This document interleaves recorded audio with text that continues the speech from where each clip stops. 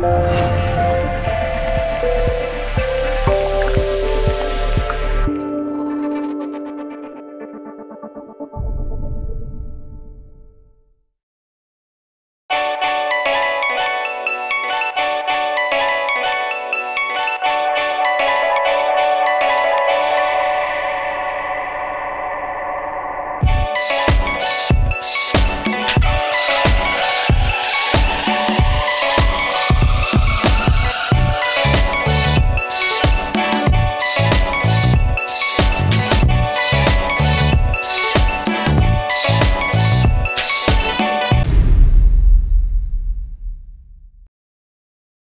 that, because you're a musician, right?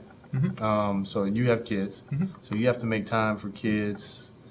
Musician. Now, do you work outside of that? Mm-hmm. So I was going to ask, how do you make a smooth transition from being single and searching for intellectual knowledge versus transitioning into having a kid and a wife and still yearning for that same knowledge and wanting to acquire that same knowledge? In my opinion, there's not that much of a transition. I think it just changes a little bit. You may pursue different avenues of knowledge before you have kids, but once you have kids, you're pursuing that with them. You're teaching them and you're learning from them constantly. And I think the pursuit for knowledge is lifelong. I mean, even if we're not actively pursuing it, we're taking it in anyway. I believe in actively pursuing it, but I don't think it's difficult at all if you simply look at accept that your kids will teach you as well. See, I find as I'm getting older, I'm becoming more of a person who acquires knowledge on the basis of people, just in general, how they feel, how they believe. And to me, I want to read more. You mentioned earlier that all you do is read, but I just find it hard with having kids and a wife, giving them the attention that they need with a job, and still acquiring that same amount of knowledge that I want. I don't sleep very much. That's part of it. That's right. No, on average, it's actually true. I just don't sleep very much. People say that. I read an article where Bill Clinton stated that I believe he sleeps 4 hours. I may be wrong, so don't quote me. He sleeps 4 hours, and then he takes a 90-minute nap between the day. Yeah, that's a very good way to do it. I do something similar. Right, and I tried that when my body demands it. If I can find it. See, I'm like you. I'm a guy. I need my sleep. I need my rest. I do want it. I mean, for my own physical awareness, and different people do it differently. Maybe it took him a long time. Maybe his body just naturally went into it. I don't know. But I mean, there are people accustomed to short amount of sleep, and they physically can get through the day. I make myself type of morning person, where I might go to sleep and wake up 2 hours later. I'm still going to pretend to be energetic, and I'll still get everything done, but I'm going to know that I'm like, man, I need to get some sleep physically. But on topic of this, all right, so I'm married. I don't have any children, but my wife and I, we kind of have a different view on it. From a lot of people, because I know I've heard it and I've thought about it myself. You get married and you lose a lot of time. You have kids, you lose all time. not a lot. You lose all time.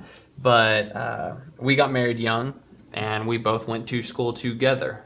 So because we had those same goals, we were capable of pursuing our education and our knowledge, and so it didn't actually take away that time. Because we were doing it together. Now, if one's doing it and the other's not, then that is taking up that time. But I imagine with children, that's part of your education, because you get to share what you've learned. And maybe sometimes it's over their head a little. Yeah, and that's the thing with kids, though. When you're dealing with 6 4-year-olds, I mean, their level of education may not be the same level that you're trying to attain, right? No, but I get it. You learn so much about life just through those guys, right? And sometimes when you're trying to explain to them something that may be a difficult topic and they may not completely get, well, you have to think about, how am I going to explain this? And you have to understand the simplicity of it. And you will force yourself to look at things in a different way. And sometimes your kids will just stop and they'll be like, but what about this? That is so true. And you'll stop and you'll be like, well, I never thought about that before because I wasn't ever And trying it to tell gets anybody. you now to think. Yeah, and it makes you think more. That's something I experience all the time with my kids. I No, love that's that. a That's great perfect. way. No, See, that's- I'm the total opposite. Because if my kid come to me and You get scared. and she asks a question and I give an answer, but what about this?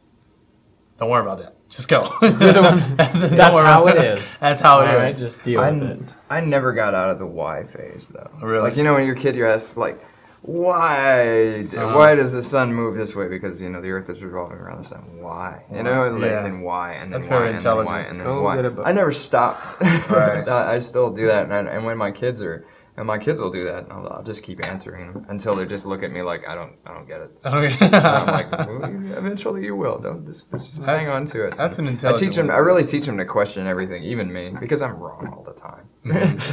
And if I wasn't that's wrong fine. all the time, I'd never learn anything.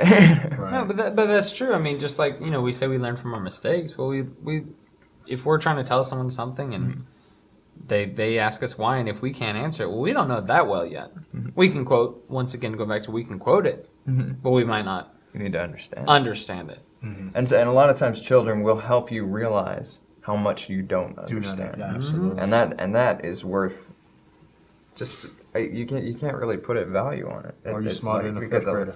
Yeah, it's I that mean- kind of thing. They bring me home things, and I'm like, oh, I remember learning that, but I forgot. You forgot, help a kid with 6th grade math. Not you, because you're familiar with it, but someone other than a teacher. Yeah. Oh man, I'm I like dumb. doing that. I realize